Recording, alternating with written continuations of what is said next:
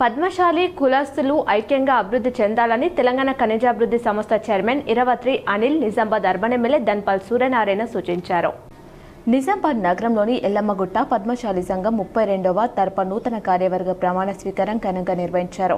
ఈ కార్యక్రమానికి ముఖ్య అతిథిగా ఇరవత్రి అనిల్ పద్మశాలి అర్బన్ ఎమ్మెల్యే ధన్పాల్ సూర్యనారాయణ హాజరై మాట్లాడుతూ పద్మశాలి కులస్తులు ఐక్యంగా అభివృద్ధి చెందాలని సూచించారు. 32వ తరఫా నూతన అధ్యక్షుడిగా తేలి ప్రసాద్, ప్రధాన కార్యదర్శిగా అంకం బాలకిషన్, కోశాధికారిగా కర్నాల నవీన్, ఉపాధ్యక్షులుగా పిచ్కా శ్రీనివాస్, సహాయ కార్యదర్శిగా తేలి గంగాధర్ ప్రమాణ స్వీకారం చేశారు.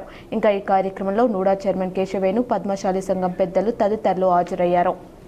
తప్పకుండా వాళ్ళు ఏం ఇచ్చిన మాట అయిపోయింది, ఇక ఇవ్వాల్సిందే తప్పకుండా. అది ఈ నెలలోనే, అంటే మే నెలలో, ఏప్రిల్ కాకపోవచ్చు కానీ ఏప్రిల్ నెలలో శాంక్షన్ వచ్చే విధంగా నేను కృషి చేస్తాను. ఈ సందర్భంగా మీ అందరికీ హామీ ఇస్తాను. 2400 గజాల జాగా అంటే ఆడ 25 ఏళ్ళ ఒక 4-5 కోట్ల ఆస్తి మనకు జమ అవుతుంది. ఇవాళ మన పూర్వీకులు కూడా సాధించిన ఆస్తే కదా. ఇప్పుడు హాస్టల్ కావచ్చు, లేకపోతే మన గంగన్న దగ్గర ఉన్న ఆస్తి అదొక 2-3 వేల గజాలు లేదా అది 2000, అదొక 5 కోట్ల ఆస్తి. అంటే సంఘానికి చేయాల్సిన, మనం అధికారంలో ఉన్నప్పుడు, మన ప్రభుత్వం ఉన్నప్పుడు సంఘానికి చేయాల్సిన పనులన్నీ చేసే విధంగా నేను ప్రయత్నం చేస్తాను.